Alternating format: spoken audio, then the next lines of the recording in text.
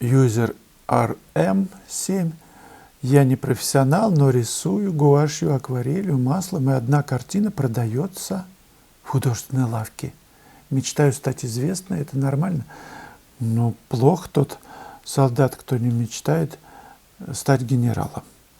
Конечно, более чем нормально. Это совершенно замечательно. Это двигатель, это мотиватор к тому, чтобы писать вообще, и писать много.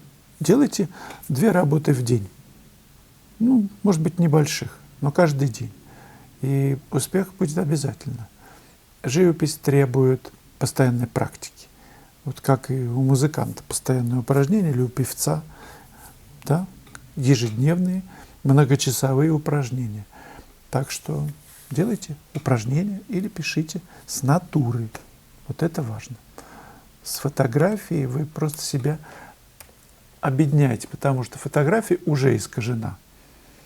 Ну, никакой фотоаппарат не передает объекты, вот, мотив так, как мы видим. Значит, фотография исказила.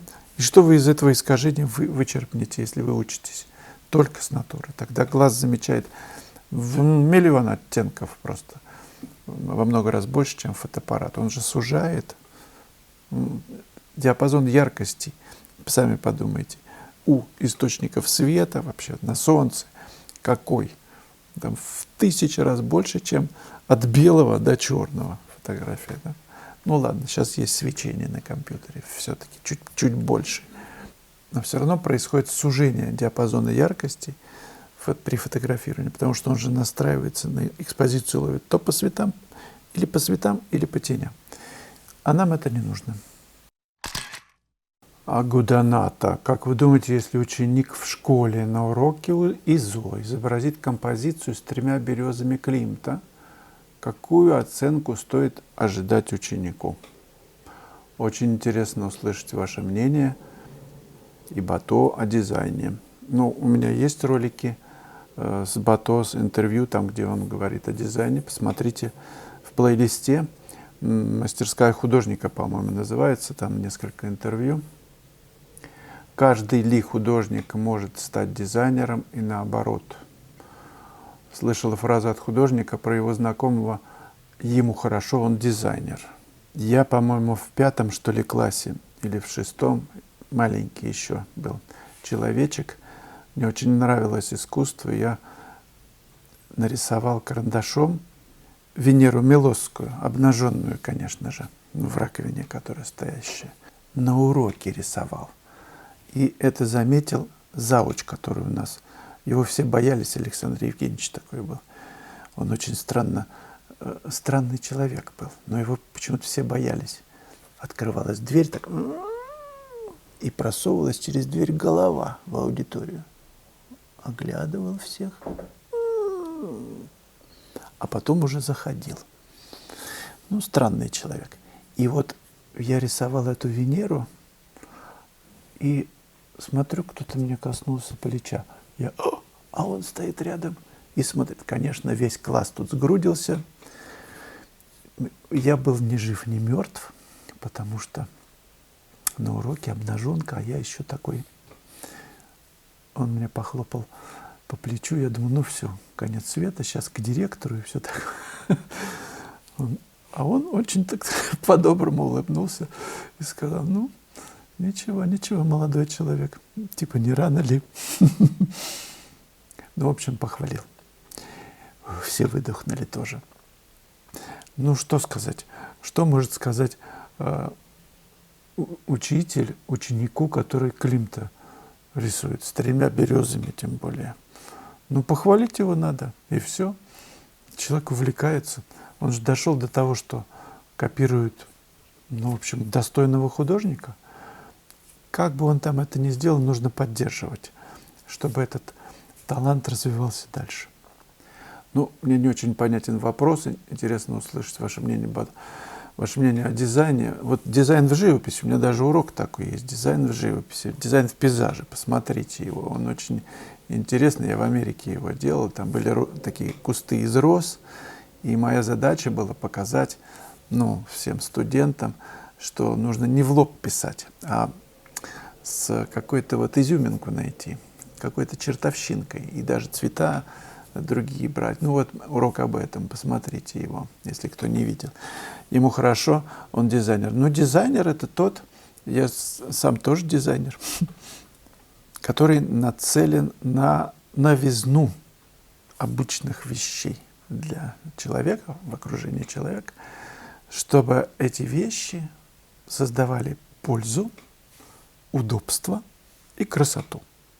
Ну и прочность, конечно. С этими все понятно, прочностями там польза. А вот что такое красота, это очень индивидуально. Вот каждый видит, как говорится, ту красоту, до которой дорос. И эта штука, допустим, человек дорос, он чувствует, что дорос, но он не может объяснить, почему это красивее, чем то. Невозможно объяснить. У каждого свое понятие красоты. Кому нравится поп, кому попадья, а кому свиной хрящик. Разные вкусы, разные дизайнеры. Но применять в живописи дизайн — это очень интересная штука. Можно отталкиваться от шаржа, например. Шарж что такое? Утрирование каких-то частей, но виден, человек узнаваем, правда же? Даже если вы пишете пейзаж, можно эту технологию применять к пейзажу, что что-то не так, но узнаваемо. Но вот это что-то не так может создать такую волну восприятия у зрителя, ну, прежде всего, конечно, у художника, что он не может оторваться. Он хочет, чтобы это работало, висел у него на стене. Потому что это новый взгляд художника на привычные вещи. Фактически в этом дизайн. Новый взгляд, новое воплощение, новое решение привычных вещей. Но давайте на это быть нацеленными. Как это делается? На классах мы делаем специальное задание на живых, так что приезжайте на класс. Будет класс в Армении, кстати. Обратите на него внимание, он будет в апреле. Друзья, я набираю группу на мастер-класс в Армении с 4 по 10 апреля. Будем заниматься живописью в красивейших местах. Будут экскурсии в музей Параджанова, к Мартиросу Сарьяну. Ну и главное, живопись. Весной, в период цветения, это большая удача. Приглашаю вас. Информация о классе на моем сайте.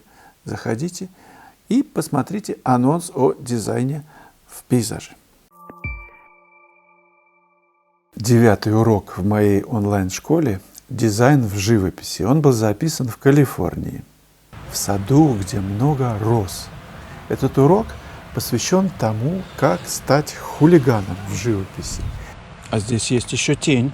Как быть спонтанным, не привязываться к цвету, который ты видишь, а сочинять его на основе композиционных пятен, мыслить пятнами. Как это? Как все разложить? Мотив понятен.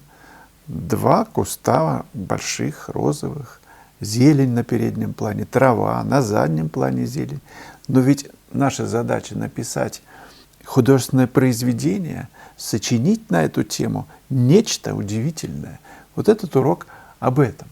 Как научиться писать легко, как писать впечатление. Нужен ли подготовительный слой краски в живописи? Можно ли обойтись без него? Этот урок интересен тем, кто любит спонтанную, живую живопись и хочет перестать разглаживать волосок к волоску в своих работах. 9-й урок «Дизайн в живописи». Леонид Юрковский. Слава, если бы вы изготовили машину времени, с какими художниками, покинувшими наш мир, вы бы хотели встретиться и какие задать им вопросы? Ну, с Фешиным, конечно, я хотел бы встретиться. И единственный вопрос, который я бы ему задал, я же создал эту машину времени, значит, я бы взял с собой телефон, ну, камеру. И я спросил, можно поснимаю, как вы пишете? Вот я бы сделал это видео и показал бы его вам. Очень много, конечно, художников, с кем бы я хотел встретиться. Это, безусловно, Михаил Врубель, это Коровин, ну и много художников. И каждому я задал бы тот же вопрос. Можно я поснимаю на видео, как вы пишете? Задача только одна – показать эти видео вам, чтобы все увидели, как работают маэстро. Алексей Поликутин. Можно ли грунтовать картон водоэмульсионкой под темперу? Конечно, самое лучшее решение. Но темпера — это смесь клея ПВА плюс пигмент.